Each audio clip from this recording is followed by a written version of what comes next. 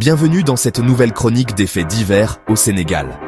Cette semaine encore, des histoires troublantes et marquantes ont secoué le pays, entre escroquerie, violence et interventions spectaculaires des forces de l'ordre. Ensemble, plongeons au cœur de ces événements qui reflètent les défis de notre société. C'est la fin de la cavale pour Monsieur Si, un habile escroc spécialisé dans la falsification de documents. Accusé de confectionner de faux passeports et autres pièces administratives, cet individu de 29 ans a été appréhendé par la police de Zakembao. Lors de la perquisition à son domicile, plus de 20 passeports, des cachets d'entreprises fictives et divers équipements informatiques ont été saisis.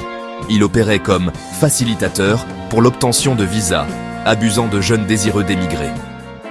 Son arrestation met un terme à des pratiques qui ont causé d'innombrables déceptions. Ce coup de filet à Zakembao n'est qu'une facette des activités criminelles ayant marqué la semaine. À Mbour, une autre affaire vient secouer l'opinion publique.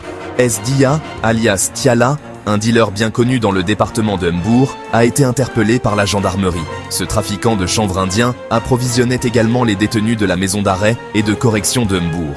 Outre le trafic de drogue, Tiala était impliqué dans des vols de bétail, dont un récent cas où 24 bœufs ont été dérobés.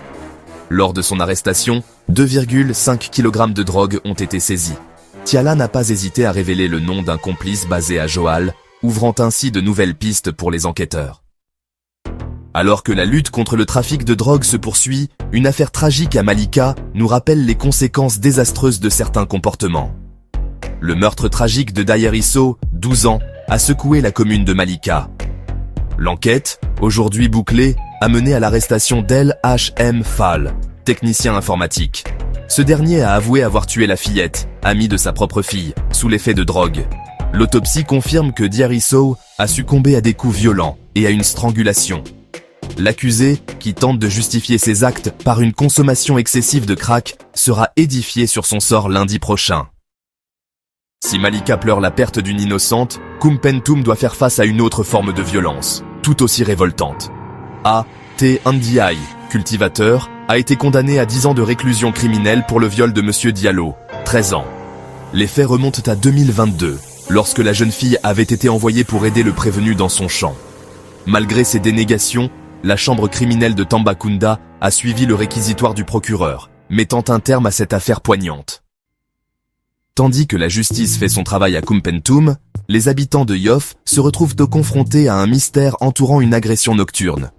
Accusé de vol avec violence, le marin A.D.A. réfute en bloc les allégations portées par une dame agressée près du cimetière de Yoff. L'homme affirme qu'il était venu au secours de la victime. Les faits, rapportés par l'Observateur, dépeignent une scène chaotique où la plaignante a perdu des effets personnels. Le verdict sera rendu le 9 janvier. À Yoff, la justice doit encore trancher, mais à Ndiaganiao, un drame familial a déjà bouleversé tout un village. Une querelle entre cousins à Sousoum Serer s'est soldée par un meurtre. Ibrahima Faye, 38 ans, a frappé Adama Diouf, 19 ans, à la tempe avec une barre de fer lors d'une dispute. La victime a succombé à ses blessures malgré une tentative de sauvetage. Arrêté alors qu'il se cachait, Faye nie les faits, mais les preuves l'accablent. Il a été déféré au parquet pour meurtre. Alors que Ndiaganiao est en deuil, la brigade régionale de Thiès signe un coup d'éclat contre le trafic de drogue à Guérève. La brigade régionale des stupéfiants de Thiès a intercepté 185 kg de chanvre indien lors d'une opération menée à l'aube sur la plage de Guéréo. Cette importante saisie réaffirme l'engagement des forces de l'ordre dans la lutte contre le trafic de drogue.